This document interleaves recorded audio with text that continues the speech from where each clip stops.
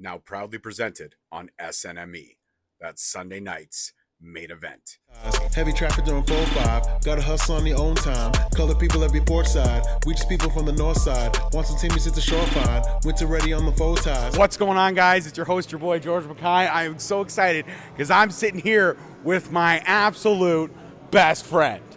In person, over Zoom. Gabriel. I said in person, not over Zoom. Gabriel Fuerza, El Diablo, is here with his best friend, George Mackay on Straight Talk Wrestling. How are you, buddy? I'm okay. I don't know where or how you came to the conclusion that we're best friends. Well, it all started with really the camaraderie that we share, the amount of respect we have for one another, and the fact that those pictures became a gag at first. Now people actually wait for them. If they know we're going to be at a show together, they expect to see those pictures bright and early the next morning. And I like to deliver those photos. That's good. Well, they would love my childhood photos because that's how I've always smiled. And my mother would beg me to smile for photos, and I literally would be like, I am. And I just couldn't. So come on, tell the people. Come on, let the people know that we are. This is not an on-camera friendship. This is friendship, man. okay. See, you didn't deny it. You didn't accept it either. But I'll take it. I will take it. So you're going to the UK next couple weeks, and I know you had a first very successful run over there last year. Now you're going back. I mean, every time you set goals for yourself, you obviously achieve them in some way, shape, or form. What's the goals for this round of European dates that you plan to do? New promotions? Are you? Well, I mean, I'm wrestling at a couple new promotions that I wanted to. Attack, in particular, is one that I really wanted to get in there, and they just announced that Vertigo and I will be tag teaming there, so that'll be exciting. In terms of goals, I mean, really I'm just following what Vertigo's done, right? Like, Well, the formula's worked, right? exactly. Like, he's the one who had the balls and just the gusto to just go and do it and figure it out. And I'm a little bit later, and I'm a little bit older, so I got to catch up a little bit faster. So I mean, I'd like to be traveling as much as he is. Like, Wales and England are kind of like the front door of the European house, but I want to get into all the rooms and all the nooks and crannies. So, I mean, I'd love to check out Germany. Switzerland is on my bucket list, like, period. If I could wrestle there, that would be also great. France, Spain. He just wrestled in Denmark, did he not as well? He did. He got flown out to Denmark. See? So, like, it's really working out really well for him. So I'm really happy. But I just want to travel more, I guess, and wrestle. Not necessarily like in as many different places as I can, but as many like quality people as I can. You mentioned that you're older, you got to catch up, and he's the one who had the balls and the gusto to just be like, "Fuck it, I'm gonna go do it." Was there a hesitation on your part, and if there was, what changed? I just realized that I was getting old and I was gonna die soon. So you got to do it, or else you're just never gonna do it. Right. That was it it. Like shit or get off the pot time. Yeah. And now it was time to get off the pot. Yeah. Right on. I like that. No, I like that. It's very simple, short and sweet. That's simple. And unfortunately, you're going to be there in the best month of the year. I mean, you're going to be there when Halloween is happening. It is our favorite month. I mean, I love Halloween just as much as you do. Now, of course, the UK does have some pretty good horror flicks. I will say that. They do. I don't see. I thought, I'm like, oh well, it's the UK. Obviously, they do Halloween, right? Like, how different could we be? But no, it turns out they really just don't. I've heard from some people that they don't at all. I've heard from some people that they do like light fireworks, which is neat because I've never seen fireworks on Halloween. Yeah. But at the end of the day, like, I don't really care. To me, Halloween is more of like a vibe. I don't really need to be doing anything in particular, or you know what I mean? Like, I don't need the aesthetic to kind of match what's going on in my brain. Yeah, and like, I'm going over with my friends, and that's all I need, really. Yeah, your friends, good times, good food, Yeah. laughs. Yeah. And there will be some horror movies at least premiering in theaters, so you can go catch out a flick at a UK theater. That'll be cool. Yeah. You got anything that you're looking forward to, like seeing over there? Like, is there any landmarks you plan to tour that maybe you didn't get a chance to see the first time around? I mean, one of the biggest tourist attractions that I've heard of, I don't know if you're going to be anywhere near there, is to walk the street that Jack the Ripper himself did his things on. That would be cool. I haven't really looked into it too much, just because the priorities like wrestling or whatever. But last time I didn't get to actually see the ocean, which I'd really like to see. we're staying in Cardiff, which is, right by the ocean, so shouldn't be too difficult. But I'm going to Scotland as well for the first time, so like. I'm half Scottish, right? You're going to my home country. I could have assumed that, yeah. You're going to my home country. You know what my other half is? What? Italian. Do you believe that? Yeah. I'm half Italian, bro. Yeah, Is it because I do all live with my hands? No, just ethnicity-wise, it Really? It A lot of people think I look pale as fuck. I think a lot of Italians are pretty pale. Compared to yourself, yeah, absolutely. To a degree, I guess. I don't Yeah. know. You tan though, right? Like you tan quite easily. No? I mean, like, I don't tan, but like this is me at my palest. Okay, yeah. Well, that's me at my darkest. When I really try. Yeah. Like, I mean, look. That's okay. Alexia is paler than you are. Yes! Somebody's out there is paler than me. That's awesome. So, going over the UK, Attack is one of the promotions that you really wanted to get, and now you're booked on. Yeah. Could there potentially be some inner workings, like you get over there, maybe impress somebody else and get some gigs on the spot?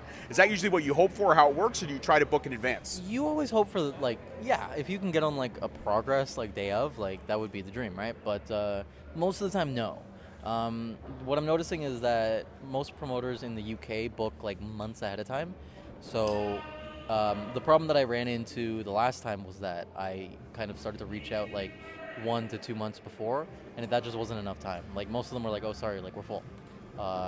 So this time around, I just kind of started talking to them a little bit earlier, and managed to get nearly double the bookings that I did the last time, which is great. But it's tough to actually get booked. Like, oh wow, like you did really, really well. Like, come to my show. Like, yeah, like you did really, really well. But like next time you're over, reach out to me. That's usually what you get more than anything. Okay, so then you always get like the next time, reach out to me earlier, and we can put. So that's probably what happened with Attack, right? Yeah. Not with Attack, but Attack's kind of funny because. So I went over mostly through Wild Boar. Like, he was the one who kind of helped facilitate everything. And he is obviously somebody who's been kind of involved with Attack for a while. And he introduced me to Flash Morgan Webster, who helps him run Chaos. And then kind of through him, I met Mark Andrews, and Mark Andrews is the one who runs Attack. And through, word of mouth, he kind of like saw my clips and was like, oh yeah, like, pretty good, right? And then at Impact we met and kind of got to know each other, and it just kind of worked out that way. You know what I mean? I love that, but that's how it's great, right? You meet right timing, everything kind of falls into place, and that's what El Diablo's about. It's about opportunity and timing. Yeah, sure.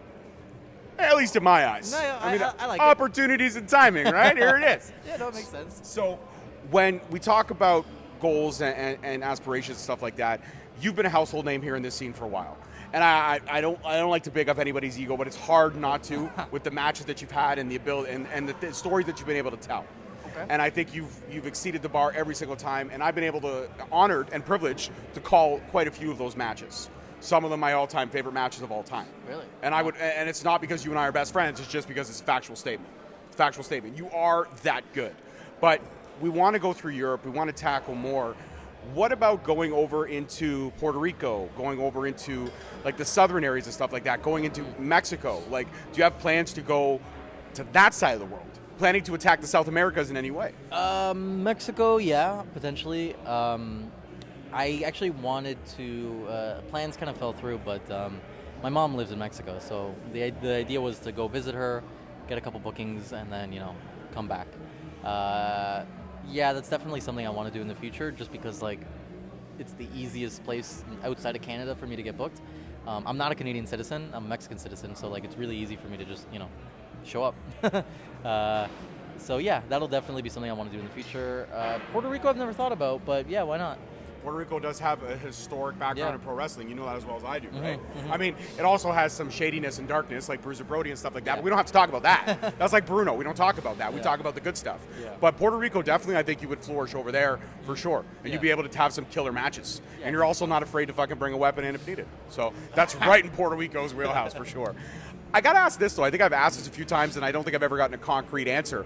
In terms of, I think every character or every storyteller needs to evolve at some point or time, and a lot of times I feel like a signature match is something that really helps build a character to full potential. Yeah. What would be the signature match for Gabriel Fuerza El Diablo? Like, I feel like a street fight, yes, but I also feel like something dark and sinister, like a Chamber of Horrors or a casket match or a Dance with the Devil match. I don't know, something that just resonates. Like I don't know what a Dance with the Devil match would be. It'd just be a cool spin on a street fight.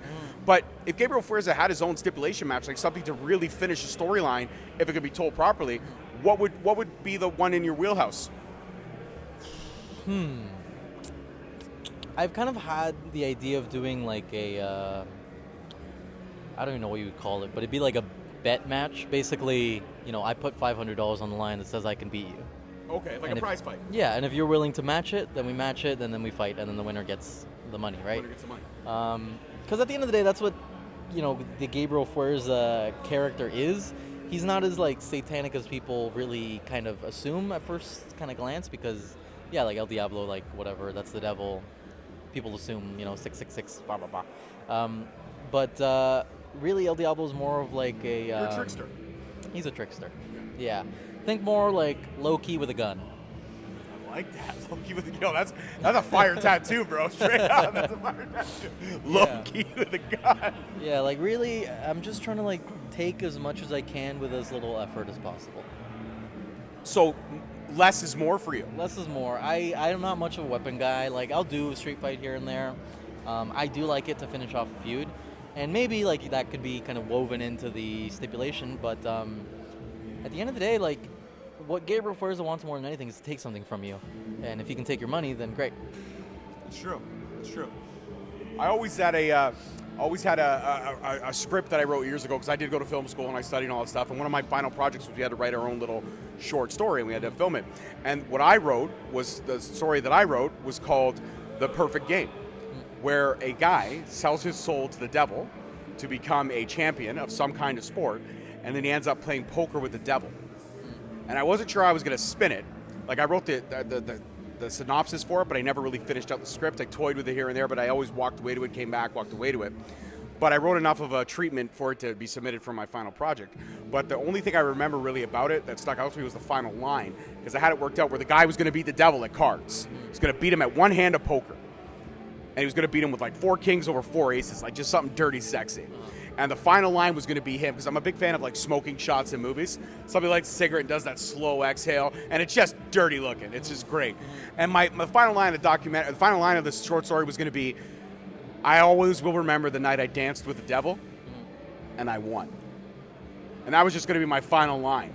And I always just feel like you, if you want to, you can take that, and you can use that in a promo. I'm going to gift you that. Thank you. There you go. What do you think about it? That's a pretty sexy line, right? It's good. It's good. And you know what? I agree with you on the whole cigarette thing. I don't smoke cigarettes. No. But I have been wanting to smoke a cigarette to the ring since I was like 8. Right? Yeah. And just slow exhale of smoke. Yeah. Just badass, dude. It is. It is badass. I don't know why, but and it I don't is. know what it is. Smoking shots in movies are Yeah. sexy. Yeah. I don't know why. It attracts your eyes to the lips. It does. There you go. See sex appeal. Yeah. In a very dirty and filthy habit. I was a former smoker. I'm 3 weeks non-smoking. 3 weeks. Congrats. Yeah, I'm trying. Good. Trying. It's hard. It sucks. Yeah. It's been a consistent battle since I was 14. Yeah. Yeah. I've quit for 6 months, a year, here and there. But the problem is with me is that I still smoke weed. So I can't give up the weed because the weed helps control my anxiety. Yeah. Well, I think you'll get it. I'll get it eventually. I'll come to something. Maybe I just gotta take more of the edibles. Maybe. Edibles are fun. I mean, I've heard having like a toothpick in your mouth to kind of like have something to stimulate you. Yeah, knowing my luck, I'll chew the toothpick and then choke, and then it'll like bust my esophagus or something. That's true. Maybe I'm a not. worrywart on a lot of shit. I think of random shit at a time in my mind. All right, I gotta ask you this. Yeah. We've toyed back and forth about horror movies and all this kinds of stuff. I know you're a fan of the old school slashers and stuff, and you appreciate that. Mm-hmm. But out of all the new genres of the subgenres of horror that's coming out now, possession is more a thing. It's hotter than ever. It's back in the fold. The new Exorcist movie's coming out. Good. It does look good.